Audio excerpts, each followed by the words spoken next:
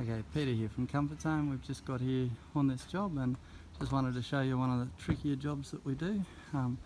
This roof here has got a little tiny tile roof up there, and then in between this tile peak and that tile peak over there, there's a bit of flat roof in the middle. It's got this little bit of flat roof here that I'm standing on, and then over to the right we've got another little tile roof, and then down there to the back there's another little tile roof.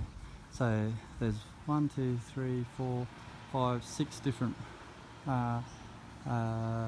roofs here to insulate, and so we'll get in and get them all done. But this is the kind of job that requires some experience and a professional installation team, because if you miss anything, it makes a big difference to the job outcomes. So most people wouldn't, or most contractors wouldn't know how to do this job or approach it. And the other thing is, you can see that fly screen that's out over there. While we're here, we check around for things that are broken and fix minor things like that up. I'll put that fly screen back in for them, and we'll get into it. Alright, see you when we're done.